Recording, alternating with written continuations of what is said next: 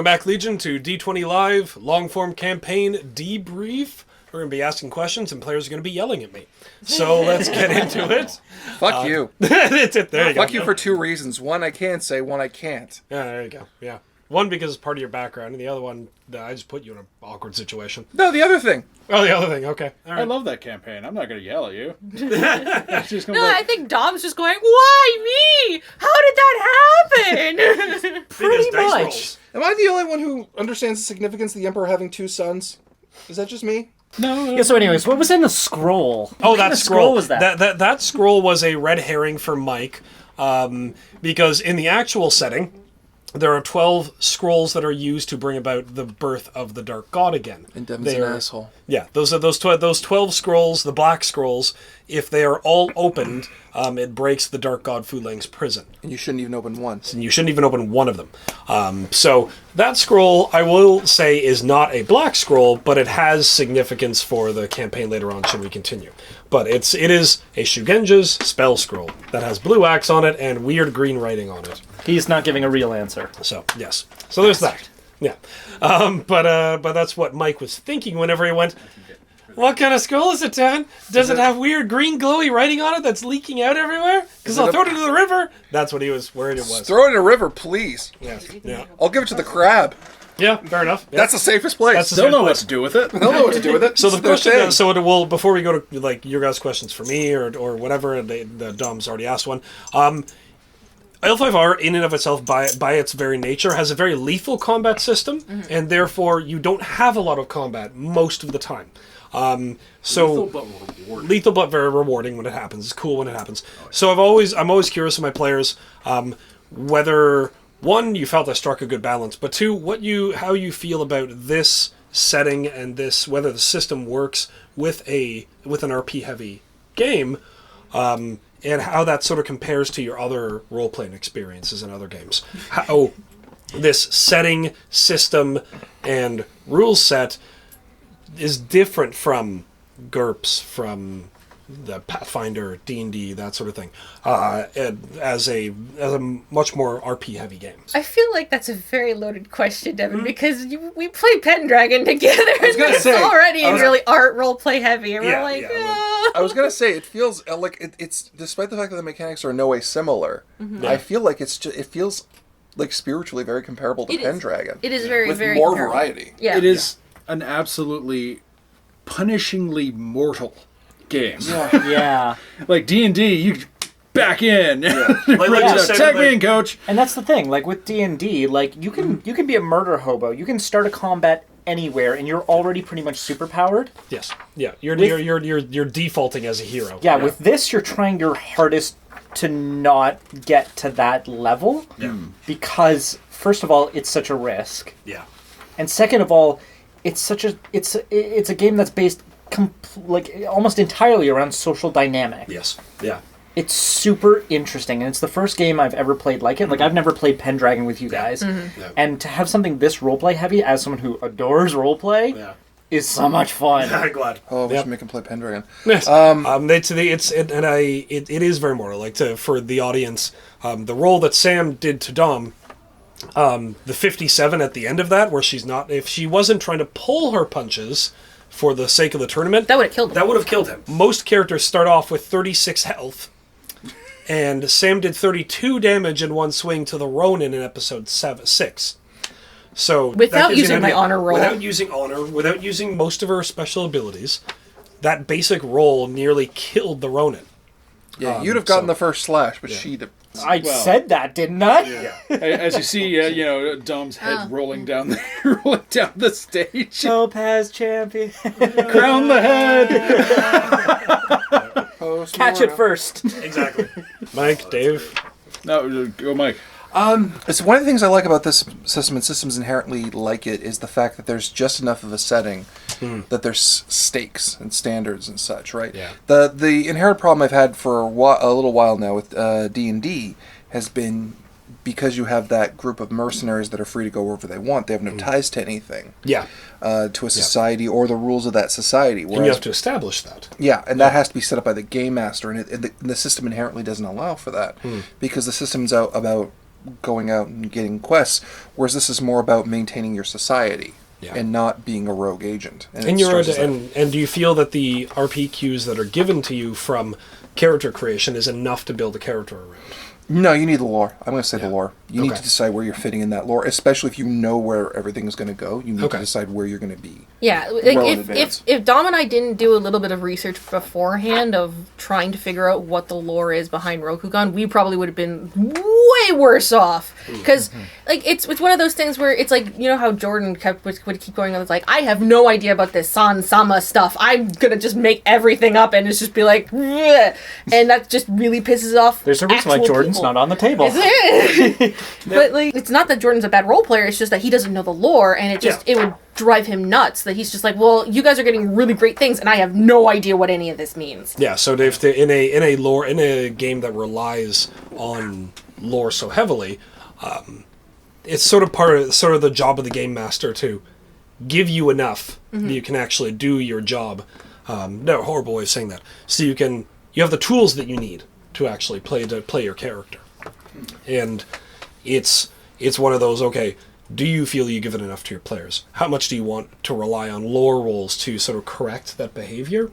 And how much is on the GM to actually give that information ahead of time? Yeah. Dave, what did you think about the game?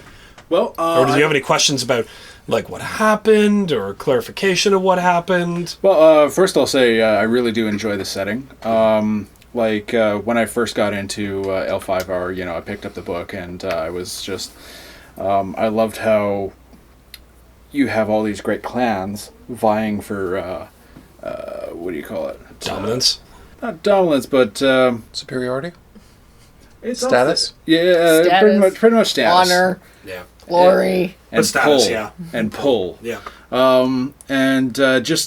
read a couple of primers on like Rokugani society, how the empire works with the clans, how that works with the peasants and the Etta, and I was all over it. It had a lot of great RP that I love it as well. Well, what were some of your favorite RP moments then?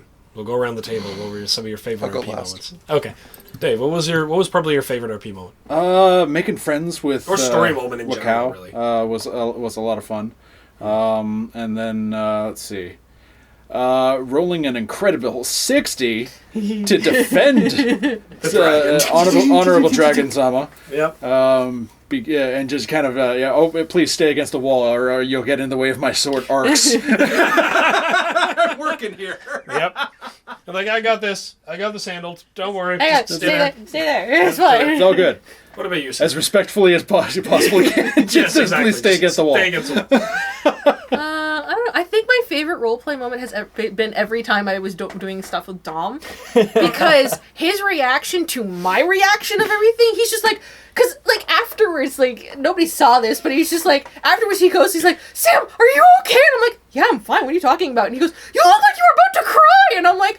She looks so sad. And I'm like, the thing is that he forgets to realize that I get really into character when I'm in character, and he's just this has happened a lot with Devin and Mike too. They're just like, "Are you okay?" And I'm like, "Yeah, I'm fine." And he goes, "But you're crying," and I'm like, "Yeah, I'm fine. Don't worry. It's the character's crying. The character's upset, but at the same time, it's like solemn." Just a really good. I do actually take advantage of that sometimes. Like, all right, can I make Sam cry?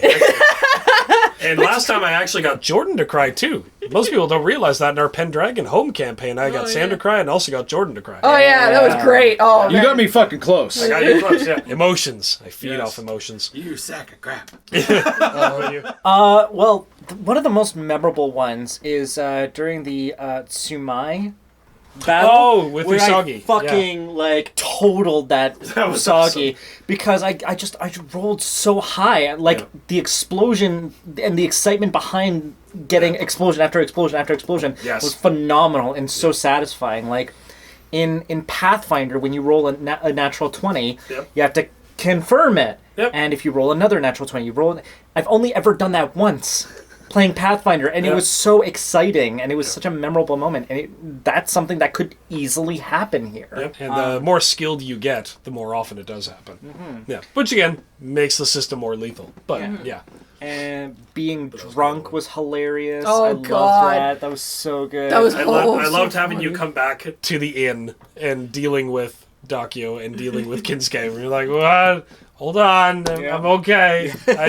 It's all right. All right, little samurai, off to bed with you. The dragon is drowned in his cups. Yes. so good. That was a good line, by the way. The dragon is drowned in his cups. Being fed back my shit from Dakio. Just continuing to... Oh, no.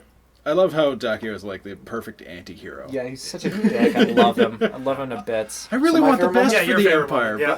moment, But Oh man, what's my favorite moment? I think my favorite moment was when there was this point where Satori confronted Dakio, and he looked completely calm. And the second he got out, he panicked and ran. Yes. It's just in front of everyone. They see the veneer of the scorpion that's perfectly collected, and underneath it, there's just this man trying to literally do the best he can for Rokugan, Yeah. and nobody appreciates that Yes. at all. Yeah. well, far be it for a scorpion To reveal that's what he wants, right? Yes. to betray the scorpion veneer. Exactly. And it's When like, none of the other go, go, go, Scorpion go. actually, and that's the line that all Scorpion walk along is this self-imposed belief that they're doing what is right for the Empire, when more often than not they're actually doing just what's right for themselves. But they walk that line so finely that it flip-flops all the time. Yeah. And it creates... That's why I find Scorpions make some of the best villains and heroes. Because you never really know whether it's for themselves that they're doing it, for the betterment of the Empire, and often it becomes so blurred that they don't quite know themselves. And they make a great party companion. Oh, yeah. Because You guys are gonna have there's- no problems with the scorpion around. There's no alignment grid for this. There's, And that's actually my favorite roleplay moment is Dakio getting to know each of you and talking to Megumi / Daidoji Goshi. There's just the idea of him saying, him talking to this peasant, and while he's talking to the group of you, it's like, now if we actually help this gentleman, and Megumi interrupting, is like, do you mind if you just avert your eyes so I'm not shaming you with my nakedness? Quiet, we're talking.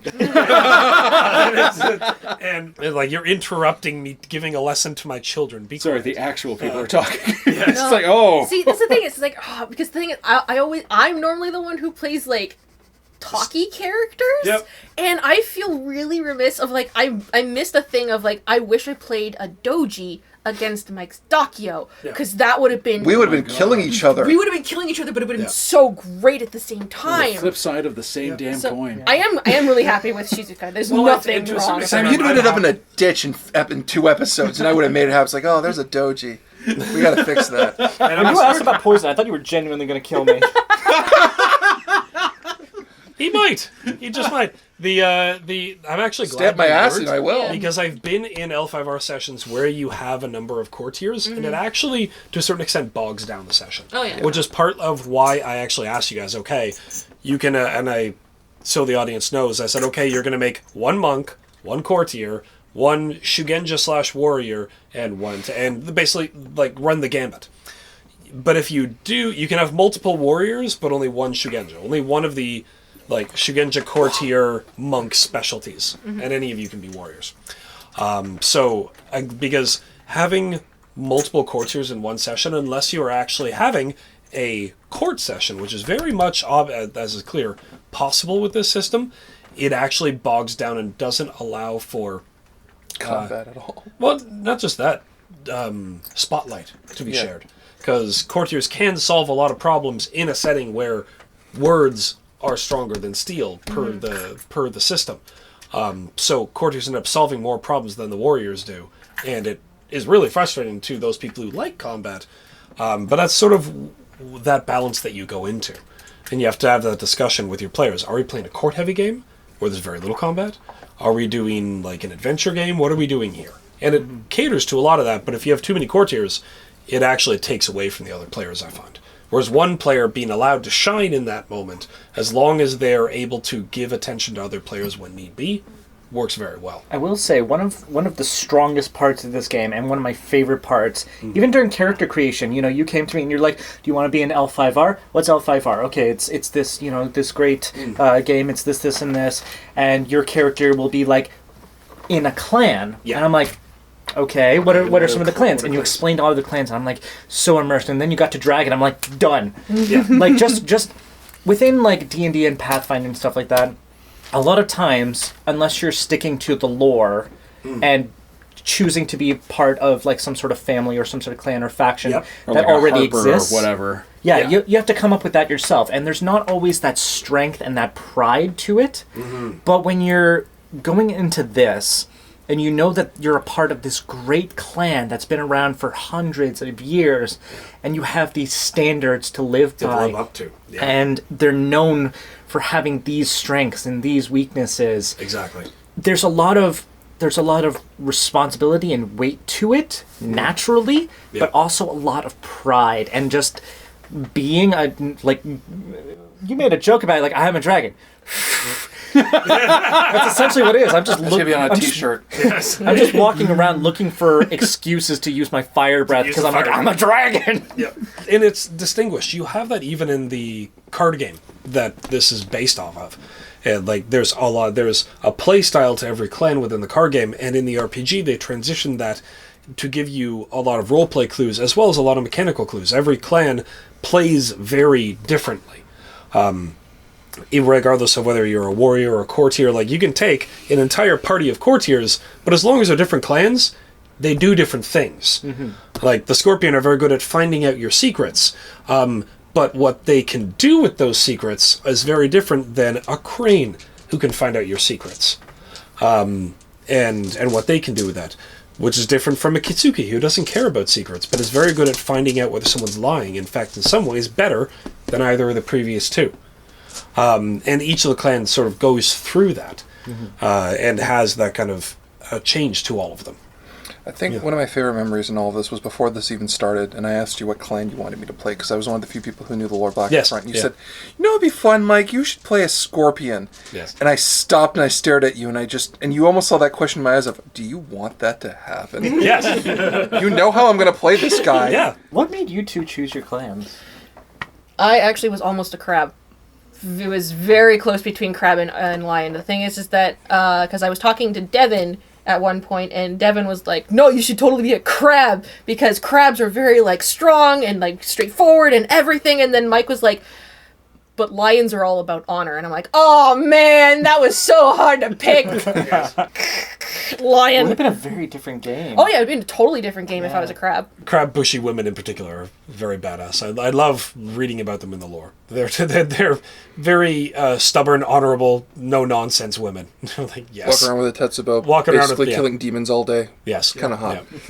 Yeah. For me, my usual go-to is a Saruchi, Yes. the Yeah. Wasp clan, who specialize in archery and investigation and kind of manhunting. Yep, exactly. They're bounty hunters. Yeah. This time around, I wanted to play straight Bushi.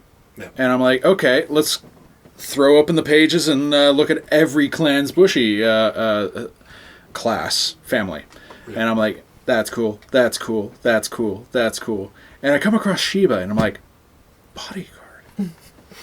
Like the bodyguards. Fucking cool. And it was. It was. You said to me, like, Plus- Mike, I might be your bodyguard. And I freaked the fuck out. I'm like, you don't want that. Plus, Shiba dogs are amazingly memey. They are. Yeah. Such protect. Wow. Such Protect, 5 swords. Wow. Come at me, bro. No. I was fighting so hard not to throw memes out in the game. This is there was much more. I wanted to play straight the straight man in this and not just throw wow. Much well. So are there Pretty much, any- you pretty much did in the form of, I'm having a pleasant evening. Yes, I did. Honestly, I was love the lovely. fact that you enjoyed life genuinely. It's like I'm having a lovely evening. I'm going to give gifts to all of my honorable comrades. We're going to enjoy a nice meal. Oh, and by the way, if someone is daring to attack someone I care about, I just John Wicked that shit. Now I'm going to go back to have a nice meal and a nice cup of So unassuming. painting's nice. Isn't Then I painting's went back to nice? the inn and got some sake and some edamame, and I was having a great night. Having a great night. It's just. Oh, I love the okay, concept okay, of that. I haven't written poetry in a long time, and writing Very well writing my done, by the That way. was yeah cool. writing Yeah. That was very cool. I love haikus. Haikus are fun. Writing those again because I have like 7 haikus now because I was gonna just do a bunch of them during the poetry contest to try and rack up as many points as I could. What do each of you, taking a page out of Mike, what do each of you hope for your characters coming next season? Oh man, that's. I hope he doesn't fuck it up. The interesting thing about the Topaz Champion is there's not a specific duty associated with them. They can really go anywhere. They speak for the Imperial family to a certain rank, but they really can go anywhere. And that's the interesting thing about it. You could be thrown into a situation that you are not prepared for whatsoever, but you are the example of what makes an honorable samurai and a great samurai in all these things. So you better be good at it. Sort of the Better thing. give up drinking there you and go. gambling. Oh, it's funny how that happened. I'm The one who has a flaw is the one who becomes the champion. I'm really happy that Shizuka actually isn't the Topaz Championship. Only because, well, one, his roleplay moment beforehand was like so on point, and I'm like, and Shizuka was like, I could back out, but that would do a dishonor to him, especially because of what I said That's to why I Wakao. didn't back out. Exactly, right? So I'm just like, because it would have done a dishonest to it was dishonest to back out, just be like, no, I'm gonna face him head on, and whatever happens, happens. And but I'm so happy that it came out that way. That it's just like it was so perfect. It was Because just of what And- also it sort of mirrored what Wakao said. Like, Exactly. Like my opponent backed down, you didn't. So it gave her the honorable combat that she wanted. It's exactly. just the amount of times we just glare at each other, Yeah. just preparing for this. You two glaring at each other. So Dave, what are you sort of hoping for Shiba Kinsuke? next Shiba season? Kinsuke. It would be pretty flipping awesome because you are an Imperial representative now, and you are a representative of an Imperial representative. basically. It's not here yet. If I go off to the Imperial Bodyguard School and get a rank in that, and they choose as my charge the Topaz Champion, Dun, dun, dun. we could keep the family together. Yay! And I could bodyguard and keep you off the sauce. I had a question. Basically, be the two of us going like, no. I have ranks in stealth. Try and stop me. Damn it! I'm a scorpion. I had a question. Yeah, so I want to make sure I understand the closing situation clearly. Oh yeah, sure. Okay. The Scorpion clan wants the first son, Satori, to ascend the throne under Totori's rule as champion. Do I have that right? No, you misunderstood that. Okay, cool. Satori is a horrible human being in That their part we all eyes. know. So what they want is the imperial decree is no one can actually put Daishi, the younger son, in place other than the emperor And or his the champ- emerald champion. Yeah. So what they want is for Totori to have this signed and Totori to be the villain, to be the first person to say, no, I'm going against imperial law. Yeah. The Scorpion don't want to be the ones to say, because by imperial law, when the father dies and he's getting very old, Satori is in place. Yeah. But the Scorpion don't want Satori in place, and so they wanna sacrifice They want Satori to to do it. sacrifice. Yeah, they want to have Satori and imperial law broken for the first time since its inception, and choose the second son, which would start a war, an inheritance war. But they don't want to be blamed for it because they can't be the villains forever. So, through your inspiration, Bayushi Shoju said, we're going to have the champion do it, and we want Totori to be the champion at the time. Because, he's such a good boy. He is such a good boy, and it will be seen as, well, if Totori believes that this is the best situation, then it must be true. So either way, the Scorpion win. Either people believe that Totori did this in the right play and did this for the right reasons, and Daishi is the one in place, or if it all goes to shit and war results, the Scorpion can blame Totori for the war that results from the Imperial sons fighting each other. I can fix this. I can fix this. But should you fix this? The problem is I know who... What's the boy's name? Satori? The other one. Daishi? Wacko? Daishi. Daishi. I know who he is. Yeah. You know who he is in a storyline that no longer exists. Uh-huh. Yeah. You know who he is in a storyline that is not this storyline.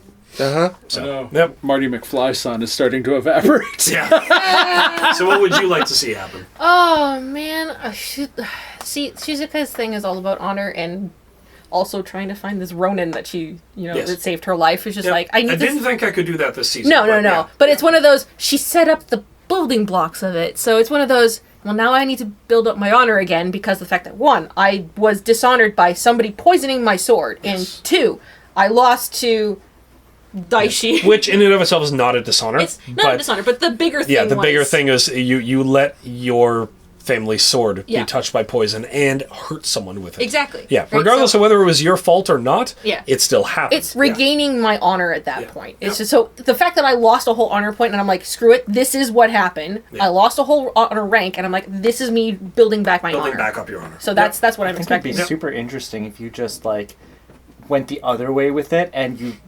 somehow couldn't regain your honor and Oh, you I'd were be just so like, terrified. oh, That would be an interesting scary. situation if based on the situation that surrounds you, you are not given that opportunity where she goes from there. Like where a lion who is perpetually put in situations where their honor just keeps taking a nosedive. Oh god, that'd be where so that horrible. would be tragic. Tragic. But it might be a good story. Dom, where do you think you want to go? Well, first of all, I want Daishi to get married to the former. I think that's uber kawaii. They're gonna make little Topaz babies. Topaz babies. make babies death. And then who will have touched her? I can swim. I don't know. Like, Wow. I need to look more into the world and into the story and figure out what I want Daishi to do with this newfound rank. Because like beforehand, he was a monk in the mountains, and he, besides his training and all that, he lived a pretty easygoing life as best. And he could. He was lazy. Yeah, the dragons are very separate from society. Yeah. And you have someone who is an outsider being thrown into the forefront of it. Plus, like he was just lazy but talented. Yep. Like he wasn't trying his hardest a lot of the time, and he was just good at it. And now he's got a lot of responsibility on his shoulders, and like I honestly kind of want to see him fail. Oh, interesting. Okay. But it'd be good if he succeeded. Yes. Yeah. Yeah. Yep. Mike. I'll be fine. Fuck off. He goes where trouble finds him, you know? Yeah. Yeah. Mike's That's like my nature. Mike's gonna be like, this entire year now, I'm going to be planning the revenge of Daku. I will figure this out. I'll get myself out of this. Donkey, I'm what gonna are you somehow doing be here? the Topaz Oh, champion. me and my textiles? I'm supplying a new fabric to the Emerald Champion. The emerald color is difficult to find. Without You revealing bring too much about yourself, how does he feel about his clan champion right now? It's fine. It's fine. Everything's fine. Fire in the background. This Everything's is fine. The house is burning what down. fine stands It's for, fine. right? It's fine. It's fine. It's Just a really small make fire this work. extinguisher.